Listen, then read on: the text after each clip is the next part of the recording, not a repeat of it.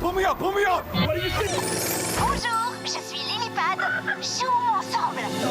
C'est l'extinction. Ça recommence. Tu as contracté une nouvelle maladie qui s'appelle l'hétérose. Tu vas devenir hétérosexuel. Le film d'horreur revisité dans Backrooms, Toy Story à l'ère des tablettes et réseaux sociaux et Jim Queen, un film d'animation drôle et engagé. C'est le programme de ce nouveau numéro 2 à l'affiche. Bienvenue à tous et bonjour Thomas Borez. Et bonjour Louise. Avec nous comme chaque semaine et on va débuter avec l'actuel phénomène du box-office américain Backrooms de Ken Parsons, 20 ans à peine, on va en parler. Son film horrifique a pour l'heure généré plus de 140 millions de dollars de recettes. Alors Thomas, qu'est-ce qui explique un tel engouement ? Voilà, il faut remonter à 2019, commence à circuler sur des sites spécialisés sur les phénomènes paranormaux, en fait, des images de backrooms. Alors, qu'est-ce que sont les backrooms ? C'est des arrière-salles, alors plus ou moins défraîchies, plus ou moins secrètes, voilà, et elles commencent à se multiplier, ces images, et avec des commentaires de plus en plus bizarres, voire mystérieux, voire carrément flippants. Voilà, alors ce qui aurait pu rester une légende urbaine du web pour une niche de frappadingue de l'Internet, eh bien, va prendre une autre ampleur quand un ado américain de 16 ans, il s'appelle Ken Parsons, bidouille dans son coin, le voilà, Ken Parsons, bidouille dans son coin des vidéos soi-disant documentaires de ces fameuses backrooms. Alors ces vidéos deviennent immédiatement virales au point d'attirer forcément les pontes des grands studios américains, eh bien, qui décident de transformer ces mini-films en un long métrage. D'où ce Backrooms qui sort cette semaine chez nous, un budget de 10 millions de dollars qui en a donc rapporté jusqu'ici 14 fois plus. On parle donc vraiment d'un phénomène. Regardez. It's like a maze. It just goes on and on. Sometimes I'm scared I'll get lost. Clark, can you hear me? I don't understand. What is this?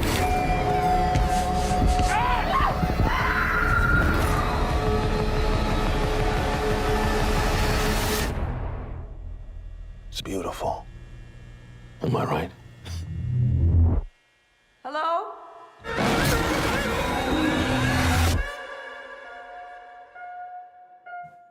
Voilà pour l'effrayant Backrooms, qui peut faire penser dans la forme un peu au projet Blair Witch. Je pense par exemple à ces caméras subjectives. Ça rappelle un peu des choses qu'on a déjà vues ? Oui, absolument. Enfin, ça s'inscrit dans un genre très précis qui s'appelle presque le found footage. Alors, le found footage, vous savez, c'est ces images supposément tournées en secret qui ont été laissées à l'abandon et qu'on redécouvre et qu'on redéveloppe. Found footage. Absolument, voilà. Et donc, ça a commencé dès 1980 avec un film devenu culte depuis, Cannibal Holocaust, et puis il y a eu bien sûr le projet Blair Witch et Paranormal Activity, et donc voilà, c'est des espèces de vrais faux documentaires de cinéma vérité qui prennent le parti du documentaire pour nous faire évidemment flipper, et le moins qu'on puisse dire c'est que ça marche à chaque fois. Voilà, mais alors justement là, au-delà de tout ça et de ce genre, est-ce que dans le cas de Backrooms, ça fonctionne ? Vous avez sursauté ou pas ? Oui, alors j'ai sursauté. En fait, ce qui est intéressant, plus que de sursauter, c'est le climat oppressant qu'il développe, et ça joue à fond sur la claustration, voilà, de ce gigantesque labyrinthe à la fois physique et mental, puisque les protagonistes, on le voit là, incarnés par Chiwetel Ejiofor et Renate Reinsve, la norvégienne, eh bien, en fait, semblent expier à travers tout ça leur trauma d'enfance. Alors c'est vrai que si l'intrigue tourne un petit peu en rond, il me dirait dans un labyrinthe, c'est un petit peu ce qu'on lui demande. Les effets semblent parfois un brin convenu. Il n'empêche que ça devient presque une réflexion. En fait, vous savez, sur ces bureaux ultra-modernes, ces open space dans lesquels on vit tous et qui se ressemblent d'une ville à l'autre, voilà, comme une espèce d'angoisse dans nos sociétés standardisées. Nul doute, en tout cas, que vu le succès, ce backroom reste orphelin. Et si cette enfilade de pièces, Louise, n'était finalement qu'une métaphore d'une sérialité cinématographique, la promesse d'un puissant fond, d'une saga sans limite. Et on n'a sans doute pas fini d'entendre parler de ce Ken Parsons, on va le suivre de près. Autre saga sans limite, c'est Toy Story, commencée dans les années 90, elle connaît toujours un franc succès. L'épisode 4 avait cumulé près de 4,5 millions d'entrées ici en France. Buzz, Woody et Jessie sont donc de retour dans un 5e volet. Cette fois, ils font face à la concurrence déloyale d'une tablette numérique. Regardez. Bonnie a besoin de quelqu'un né au même siècle qu'elle. Adieu les jouets. Elle s'enfuit, Buzz! Notre mission sur cette planète est de faire le bonheur d'un enfant. Rappelle-toi ce que ton vieux pote disait. Bonnie a encore besoin de nous. En avant, pile poil. Buzz, reste là, je vais avec eux. Tu crois que j'en suis pas capable? Je suis ton ami. Joli poncho. Que c'est bon de les revoir se disputer. Ça m'avait manqué aussi. Voilà, et en France, ça avait commencé précisément le 27 mars 1996, soit il y a donc 30 ans. Le public français découvrait en effet sur grand écran des jouets dotés de la parole, Woody, Buzz l'éclair et Monsieur Patate. Je ne vous refais pas l'histoire. Et c'est vrai qu'à cette question existentielle du poète, objet inanimé, avez-vous donc une âme? Eh bien, le studio Pixar répondait oui, et une saga était donc née. Un 2, un 3, un 4, et aujourd'hui donc un 5. Un succès peut-être qui traduit aussi peut-être un déficit d'imagination du studio Pixar. C'est vrai que les studios Pixar, avec Ratatouille notamment, nous avaient habitués à chaque fois se renouveler. Là, effectivement, ils surfent sur un succès qui n'a jamais été démenti. Alors, on va écouter deux acteurs quasiment au sens large de ce Toy Story 5. La chanteuse Taylor Swift, qui prête sa voix à la bande originale du film, et surtout à Tom Hanks. Alors, la première, Taylor Swift, je l'ai dit, elle a composé pour l'occasion une chanson, I Knew It, I Knew You, une country song actant d'une prise de pouvoir chez les jouets, puisqu'en effet, la cowgirl qu'on voit ici, Jessie, ferait presque oublier Buzz et Woody. Quant à Tom Hanks, il prête sa voix à Woody depuis 30 ans, et il nous parle notamment dans la nouvelle thématique de ce Toy Story 5, écoutez-les. Les outils numériques dont nous disposons sont des choses merveilleuses, mais ils sont sans aucun doute à l'origine de moments très cruels dans la vie des gens. Si tu ne t'amuses pas avec tes jouets, si tu ne joues pas avec tes amis et leurs jouets, tu passes à côté de la vie. Ça compte énormément pour moi de pouvoir participer, même modestement, à ce film, tout simplement parce que c'est un univers tellement incroyable, mêlant imagination, espièglerie, malice, humour, comédie et tragédie.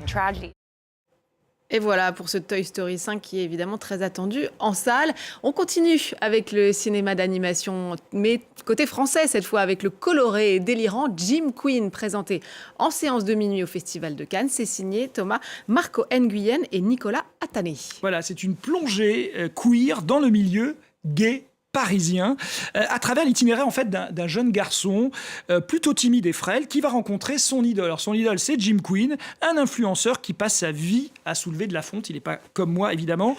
Alors c'est vrai que dans le milieu gay, on l'apprend en tout cas, chaque groupe vit au milieu des autres, mais séparément. Il y a les bears, les cubs, les twins. Voilà, vous apprendrez tout ça en voyant le film. Jim Queen se propose donc de plonger initiés et non initiés dans ce monde joyeux, ici perturbé quand même par l'apparition d'un nouveau virus. L'hétérose. Qu'est-ce que c'est? Vous allez l'apprendre en regardant la bande-annonce. Aidez-moi, je vous en prie. Vous connaissez Lucien. Sans lui, il m'est impossible de synthétiser la chloroquine. La chloroquine.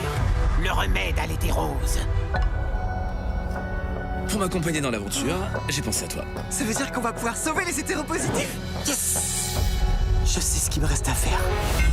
C'est quoi ce bordel? Lucien, toi seul peux sauver le monde. Mais qui êtes-vous? Je suis ta prostate, Lucien. Alors, au-delà de ce pitch qui, en soi, est déjà assez délirant, qu'est-ce qui rend ce film d'animation aussi jubilatoire? Vous l'avez entendu, c'est la voix de Philippe Catherine qui donc prête sa voix à une prostate. Je vous dis ça. On n'est jamais voilà. au bout de ces surprises. Alors, avec Philippe Catherine. Justement, j'ai presque répondu. Ce qui en fait fait la force de ce film, c'est sa liberté de ton. Et elle vient pas de nulle part parce qu'elle vient en fait d'un studio d'animation français qui s'appelle Bobby Pills, et c'est un studio d'animation français, mais pour adultes uniquement. Et c'est vrai que depuis 2017 au moins, en fait, ils se spécialisent dans la production de courts-métrages sans limite, sans tabou, sans censure. Et avec ce Jim Queen, c'est une incursion donc dans le format long, et on retrouve donc ce qui fait l'originalité de ce studio, donc l'impertinence, je l'ai dit, l'humour et la liberté de ton. C'est absolument une réussite, c'est jubilatoire. Ça a l'air. On parlait de cet influenceur bodybuildé. On reste avec les stars des réseaux sociaux et une autre comédie délirante de Giacomo de Baptiste Drapeau, où l'itinéraire d'un électron libre qui aimerait devenir justement une star des influenceurs influenceurs.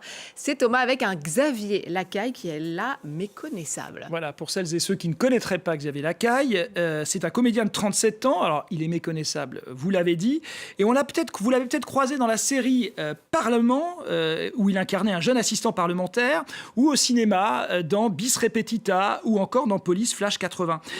Il est ici un jeune garçon originaire d'Amiens. Il s'embête un peu et il rêve de devenir influenceur et totaliser le 1 million de followers, prêt à tout, y compris à monter à Paris et d'essayer d'y croiser ses idoles que sont Thibaut InShape, Bastos, Jordan Deluxe. Voilà, il débarque donc à Paris avec sa personnalité fantasque, attachante, un peu relou aussi, comme disent les jeunes, voilà, tourné sur un mode vrai-faux documentaire, on y revient, qui pourrait rappeler d'ailleurs les premiers faits d'armes d'un Michael Youn du temps de sa splendeur. Voilà, le film repose en grande partie sur les épaules donc de son comédien qui tient son personnage jusqu'au bout et croyez-moi, c'est vraiment un exploit. Voilà, le film possède déjà des séquences cultes, notamment une avec l'ex-animateur Benjamin Castaldi.